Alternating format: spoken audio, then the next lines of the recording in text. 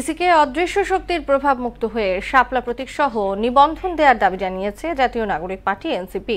দাবিতে অনড় থেকে গণতান্ত্রিক পথে আন্দোলন চালিয়ে যাবার কথাও বলেছে দলটি।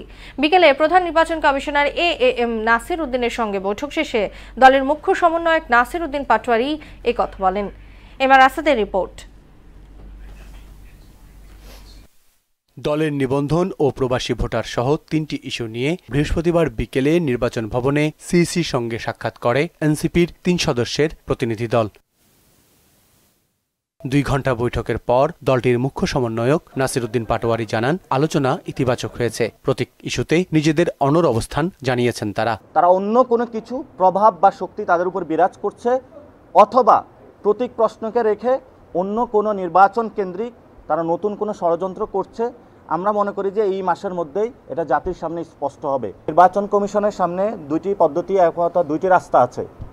একটি হলো ধান বাতিল করা, তারা বাতিল করা, সোনালিয়াস বাতিল করা, অথবা শাপলা দেওয়া।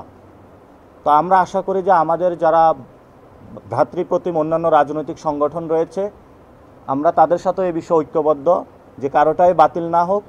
সুতরাং আমরা শাপলা পেতে আইনি বাধা এবং রাজনৈতিক বাধা কোথাও দেখছি না। এজন্য আমরা আশাবাদী শাপলা পাবো। প্রবাসীদের ভোটের বাইরে রাখার পায়তারা হচ্ছে কিনা সে বিষয়েও সজাগ থাকার আহ্বান জানান পাটোয়ারি। নির্বাচন কমিশনের অনেক কিছু পাবেন, যদি গর্ত খোঁড়েন অনেক কিছু সব বের হবে এখান থেকে। আমরা সেটা আপনাদেরকে জানান দিয়ে গেলাম। নিবন্ধন প্রাপ্তির তালিকায় থাকা বাংলাদেশ জাতীয় লীগের বিষয়েও নিজেদের আপত্তি জানায় দলটি। 1991 সালে জনাব আতাউর রহমান খান মৃত্যুবরণ করার পরে আর কিভাবে এই জাতীয় লীগের দল হিসাবে ধারাবাহিকতা ছিল। এমআর আসাদ, মোহনা সংবাদ, ঢাকা।